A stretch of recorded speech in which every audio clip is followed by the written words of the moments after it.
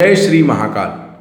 आप पहली बार किसी भी शहर से रेल मार्ग द्वारा उज्जैन आ रहे हैं और आप कंफ्यूज हैं कि हमें कहाँ रुकना है, कितने पैसे लगेंगे, दर्शन कैसे होंगे।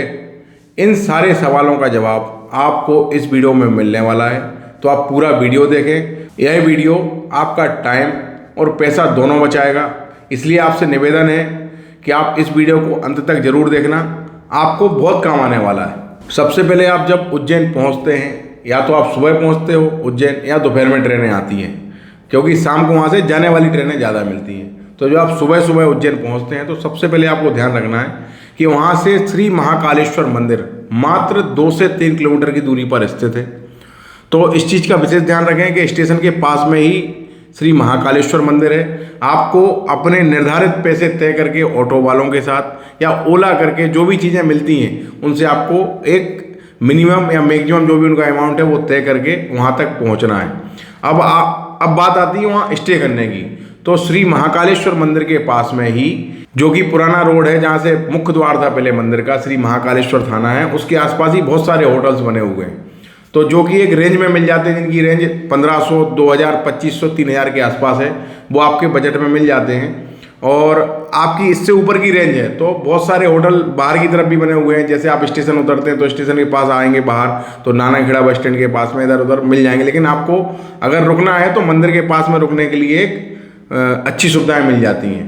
तो आप अपना होटल सर्च करके आप व्यवस्थित रुक सकते हैं। और मंदिर के पास रुकने का एक सबसे बड़ा फ़ायदा ये है कि मैं आपको बताऊं कि मैं वहाँ जाता रहता हूँ, भगवान भोलेनाथ का आशीर्वाद है। वहाँ पे सबसे बढ़िया बेनिफिट है कि आप मंदिर के 2-4 बार मंदिर में दर्शन कर पाएंगे। अगर आप उज्जैन आएँ तो पास में रुकेंगे तो आप जल्दी से मंदिर में चले जाएंगे और बढ़िया भगवान के दर्शन कर लेंगे। और वहाँ रुकने से जो क्षिप्रा नदी है, जो वहाँ की मेन मुख्य नदी है जिस पर कुंभ लगता है 12 साल में, उनके भी दर्शन, उनकी शाम की आरती भी आपको मिल जाएगी। घाट भी पास में ही है, राम घाट जो बना हुआ है। तो सबसे पहले आप होटल रुक जाते हैं, उसके बाद नहा धो के स्नान करके सुबह सुबह बढ़िया भगवान भोलेनाथ के दर्शन करने जाते हैं, जिसका कोई भी चार्ज नहीं है। आपको बता दें, अगर आप सामान्य लाइन में लगकर दर्शन करते हैं तो उसका कोई भी चार्ज नहीं लगता है। और एक विशेष दर्शन की जो सुविधा उपलब्ध है वहाँ पर, अगर आपको भीड़ से बचना है तो उसके 250 रुपये का एक रसीद है, जो कि महाकालेश्वर मंदिर समिति की ओर से दिया जाता है।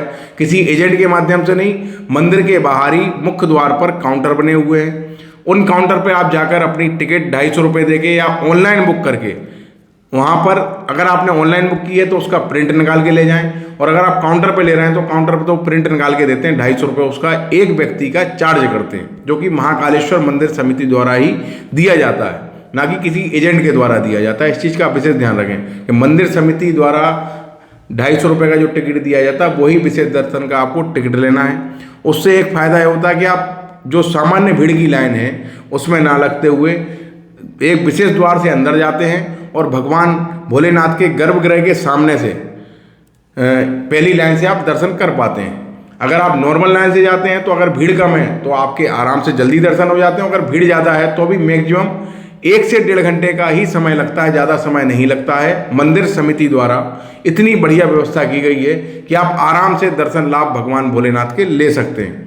अब बात करते हैं आपको गर्भगृह में दर्शन करने की। तो अभी भीड़ चल रही है, तो इस चक्कर में प्रशासन ने अंदर से दर्शन बंद कर रखे हैं। आफ्टर कोविड के बाद से ही लगभग बंद है, लेकिन उसके बाद भी एक 750 की जो रसीद कट के मंदिर के दर्शन अंदर से होते थे गर्भगृह से, अभी वो भी बंद है, क्योंकि भीड़ बहुत ज़्यादा, श्रद्धालु बहुत ज़्यादा आ रहे हैं। तो इस चीज़ का ध्यान रखें। कोई आपसे बोलता मैं अंदर से दर्शन करा दूंगा, ये कर दूंगा, ये सब चीज़ें नहीं है। महाकालेश्वर मंदिर समिति द्वारा विशेष दर्शन की व्यवस्था की गई है।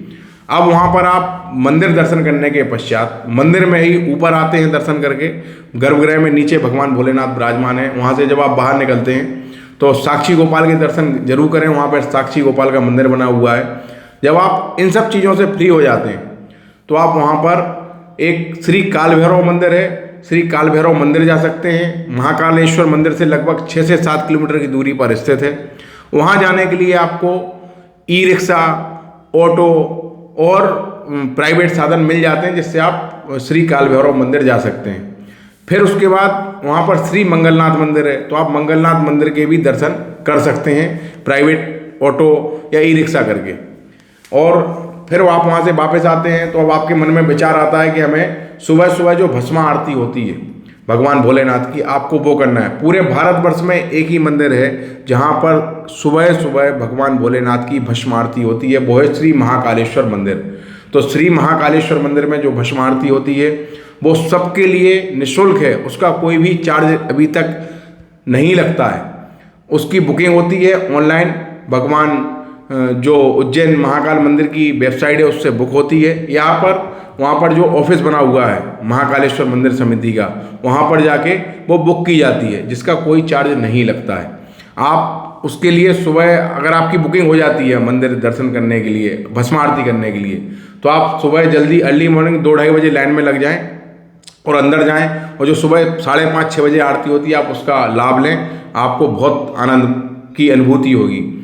और अब बात करते हैं उज्जैन में और आपको कहाँ जाना है। तो उज्जैन में एक चिंतामणि गणेश जी का मंदिर है, आप वहाँ भी जा सकते हैं। वो भगवान महाकाल मंदिर से लगभग 10-15 किलोमीटर दूर है, तो वहाँ भी आप प्राइवेट ऑटो टैक्सी करके जा सकते हैं। उज्जैन वैसे भी तीर्थ नगरी है, देवों की नगरी है, यहाँ पर बहुत सारे मंदिर हैं, तो आप सारे मंदिर घूम सकते हैं। अपना समय लेकर आएँ, समय लेकर आएंगे तो अच्छे से भगवान भोलेनाथ के दर्शन कर पाएंगे और उज्जैन को घूम पाएंगे। यहाँ पर आपको बता दें, विगत जो वर्ष गया है 2022 अक्टूबर में, भगवान श्री महाकालेश्वर मंदिर का नवनिर्माण जो किया जा रहा है उसके तहत श्री महाकालेश्वर लोक बनाया गया है, जो कि अद्भुत, अकल्पनीय और अति सुंदर है, जहाँ पर भगवान की लीलाओं का वर्णन किया गया है। तो आप वहाँ जाकर भी अपना घूम सकते हैं। वहाँ पर QR कोड दिए गए हैं जिनको आप मोबाइल में स्कैन करके वहाँ की सारी जानकारी, आपको कोई गाइड की ज़रूरत नहीं है, वहाँ पे आप खुद अपनी जानकारी वहाँ पर पढ़ सकते हैं। सारी मूर्तियों के नीचे वहाँ लिखा हुआ है कि किन देव की मूर्ति है, सप्तऋषि मंडल है, कमल सरोवर बना हुआ है, आप उन चीज़ों का वर्णन। लेकिन एक निवेदन है आपसे, श्री महाकाल लोक अगर आप घूम रहे हैं तो आप शाम का समय चुनें। शाम के समय बहुत अद्भुत आनंद, और इस समय तो ठंड का माहौल है, तो आप जाएं, बढ़िया लाइटिंग में महाकाल लोक घूम सकते हैं। और हाँ, अगर आप बहुत दूर से आए, लगभग 1000 किलोमीटर, मान लो नागपुर से, केरल से या हैदराबाद से, बेंगलोर से उज्जैन आए, तो आप एक चीज़ का और ध्यान रखें कि आप उज्जैन स्टे करने के बाद आप थोड़ा समय निकालें, वहाँ से 130 किलोमीटर की दूरी पर श्री ओमकारेश्वर ज्योतिर्लिंग स्थित है। वहाँ जाने के लिए आपको उज्जैन से ट्रेन नहीं मिलेगी। आपको इस चीज़ का विशेष ध्यान, ट्रेन सर्च नहीं करना है, आपको क्या करना है, वहाँ से प्राइवेट बसें चलती हैं जो कि ओमकारेश्वर तक जाती है, या फिर आपको प्राइवेट टैक्सी अपनी करना है जिससे आप ओमकारेश्वर पहुँच सकते हैं। यह मार्ग इंदौर होकर जाता है, तो आप इंदौर शहर को भी घूम सकते हैं, क्योंकि इंदौर शहर उज्जैन के लगभग 60 किलोमीटर दूर है और इंदौर में भी बहुत सारी चीज़ें घूमने की हैं।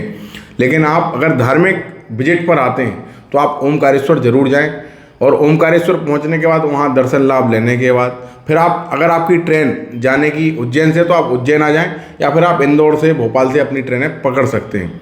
तो इस प्रकार से आपकी उज्जैन की यात्रा पूरी हो जाती है। और उज्जैन कोई बहुत कॉस्टली शहर नहीं है, छोटा शहर है और बहुत अच्छा शहर है, धार्मिक नगरी है। आप भगवान भोलेनाथ के दर्शन करने जरूर आएँ। इस प्रकार की महत्वपूर्ण जानकारियों के लिए हमारे चैनल को सब्सक्राइब जरूर करें, और कमेंट सेक्शन में जय श्री महाकाल जरूर लिखें। भगवान भोलेनाथ की कृपा सब पर बनी रहे। जय श्री महाकाल। ओम नमः शिवाय।